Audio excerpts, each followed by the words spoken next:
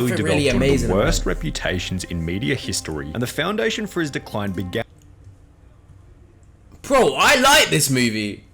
What do you mean? I like that movie, chat. in media history, and the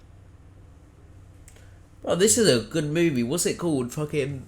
Oh. The foundation for his decline began when people started to realize that James Corden was a completely different person when he wasn't on camera. As an actor and the main host of The Late Late Show, James presents as a happy, polite, easygoing comedian whose goal is to simply make the audience laugh, although there's a mountain of evidence showing that in his private life he's the exact opposite to this, with his rude nature developing after he first became famous back in 2008. As a result of his excellent performance on a British TV show called Gavin and Stacey, James would win the British equivalent of an Oscar, although accompanying this award was an ego boost that began to get out of control. You can start to think you're perhaps a bit more of a dude than you really are. And that very much happened to me. You know, I had a swagger in my walk. As mentioned, James Corden's sudden explosion into fame led him to believe that he was more of a dude than he really was, which would eventually translate into him treating everyone around him like garbage.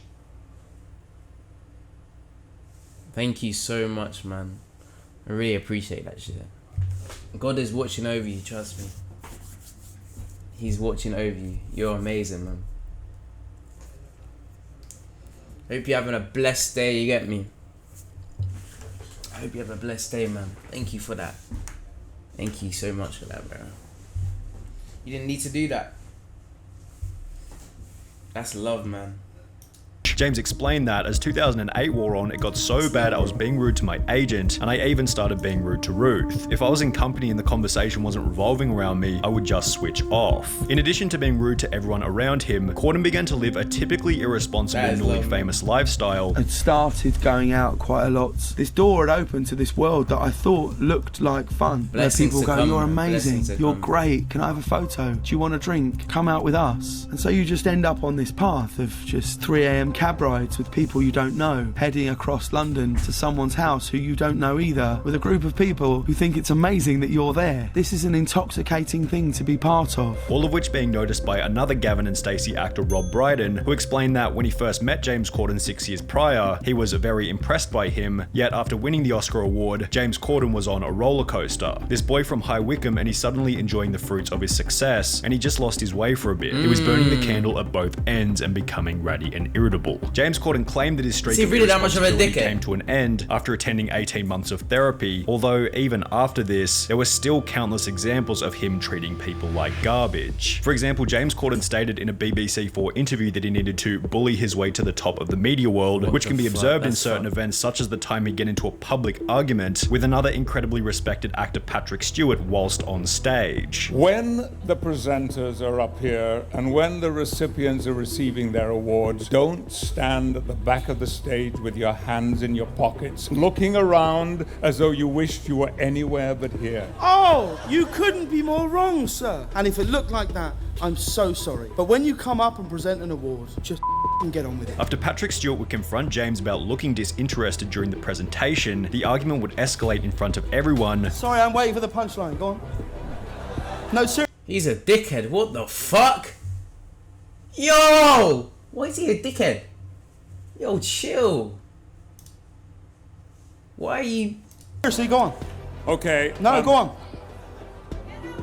You can see my belly, and we can all see you dying right now. Let's go for it. Here we go. Which was concluded by James and Patrick bickering in the background while someone else was talking on the microphone. Now, to cut James some slack, Patrick Stewart was probably in the wrong here, considering he was the person who began the argument. Interestingly, after James Corden gave him a very favourable introduction. What was really confusing about it was I gave him like a massive intro. Yeah, I know. I said, ladies and gentlemen, please welcome an actor who's held in such high esteem. Please welcome the brilliant Sir Patrick Stewart. And then he came up and did that. Although James still decided to engage and clap back with a few jabs of his own, so it's safe to say that he also had some degree of responsibility. There are other examples of similar situations where James has acted rudely, however only after being provoked by someone else first. Countless paparazzi videos show James walking through Los Angeles looking quite angry and disinterested, although having a camera involuntarily shoved into your face probably doesn't facilitate the best environment for a good mood. There was also the time when Ant and Dec played a prank on James Corden, attempting to make him late for work, although considering they were literally going out of their way to make him angry, James probably gets another pass here. However, when James Corden would post one of the most brutal Reddit Ask Me Anythings in internet history, 3 fan interactions were highlighted, which James had absolutely no excuse for. Hey James, you won't remember me, but me and my friend sat at a table next to you and Harry Styles plus some others in Manchurian Legends in London's Chinatown about 6 years ago. We didn't bother you, but you were a massively entitled dick who yelled and treated the wait staff like shit, and when one of my party politely suggested you calm down, you got really aggressive and threatening. So my question is this: why did Harry seem so cool while you were such a massive throbbing bellend? This post was followed by another which read, I went to a James Corden live recording a while back. He had nearly zero interaction with the audience before/after the show and was on his phone entirely during commercial breaks. I guess that's his prerogative. He may have been having a bad day. I also realize it must be difficult to be on all the time, but I remember being extremely disappointed. By comparison, I've been to a Jimmy Fallon recording and a Letterman recording, and I can say with full conviction that those guys really seemed like they cared about their audience and worked their hardest to entertain them, even while the cameras weren't recording, which was followed by one final anecdote reading, massive dick in person. I saw A League of Their Own filming live. Through multiple tantrums over minor things at the production staff, with him being incredibly rude to them, which made the other regulars seem very awkward like it was usual. Between each take, the other slugs would be chatting amongst themselves, bantering about. James was glued to his phone. At the end of the film, he got up to go get pictures with James, and he massively kicked off shouting at people to go away and go back to their seats, and the few he did let have pictures with, he was moody as. Seeing him like that made me realize everything you see of his on TV is a complete persona. When continuing on through the AMA, it becomes pretty obvious as to why James Corden only answered 3 different questions before calling it quits. Why are you, James, such a deeply unpleasant person? Did your parents raise you that way? Have you ever considered being funny or likable? James, are you aware that everyone thinks you're a hack and a talentless asshat? With his third comment here relating to the next reason behind James Corden's decline. Many of his on-screen performances have simply been terrible. A petition requesting that James Corden not be cast in Wicked the movie gained close to 110,000 signatures, and after friends announced that James Corden would be hosting the TV show's 15-year reunion, he'd received Twitter responses such as, "Don't get me wrong, I've been wanting a Friends reunion since 2004, but if someone told me James Corden would be in it, I'd have told them not to bother." James Corden adding the Friends reunion to the list of things he's ruined with his presence. Additionally, after starring as the main character in the 2019 film Cats, the movie received a 2.8 out of 10 star rating on IMDb, as well as reviews so awful that James Corden didn't even end up watching the movie himself. However, James stating that he didn't watch the movie wasn't the only thing that was interesting about this interview, as he'd also discussed another topic which had turned much of his audience against him, his beef with another talk show host, Bill Maher. In September of 2019, Bill Maher published an editorial about obesity, with the contents of such being discussed on the Joe Rogan podcast. Look, you can't keep eating as much as you want and as shitty a food as you want. You just can't. That is not something that anybody wants to hear, though. People loved it until James Corden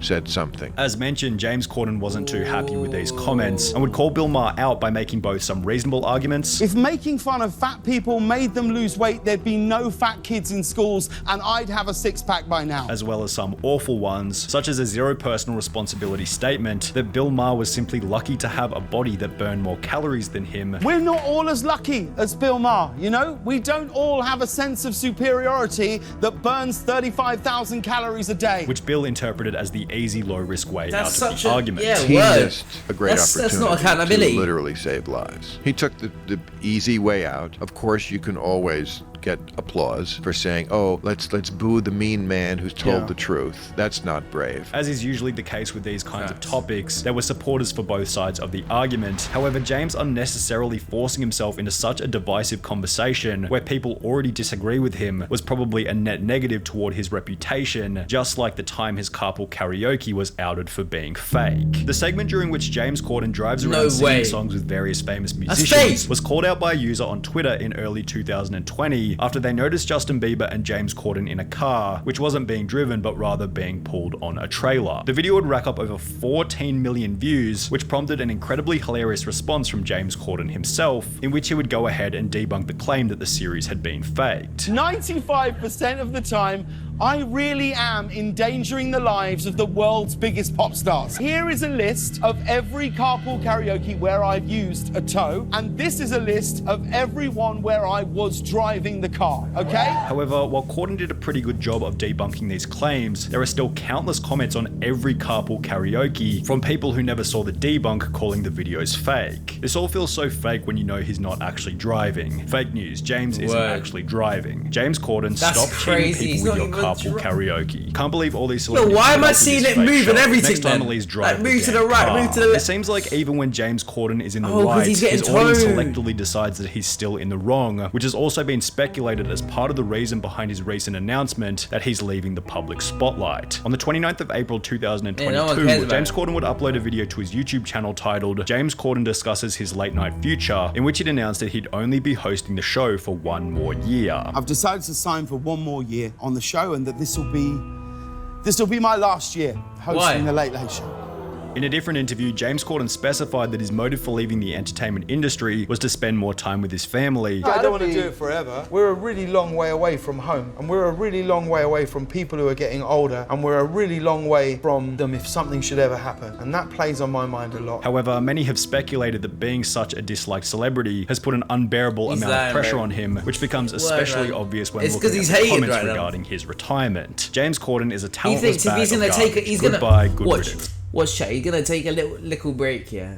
Then he's gonna go back and he's gonna think that people don't remember what happened. You get me? That's what he's trying to do. Watching like five years after I think he's on a break right now. But when he's on a break, yeah, when he leaves that shit, he's gonna leave for 5 years, yeah. Then watch, yeah. He's gonna come back. He's gonna do the whole Late Show again, wherever the fuck it's called, and he's gonna you get me? He's gonna think that people don't forget what. Like, people will forget what he Finally, we don't want him anymore. Ruins everything he's involved in. Probably one of the most annoying people in the business, it seems. Please don't come back to the UK. Please don't come back to the UK. Please don't come back to the UK. With each of these comments being accompanied by flattering articles such as, "Farewell, James Corden, you were an asshole."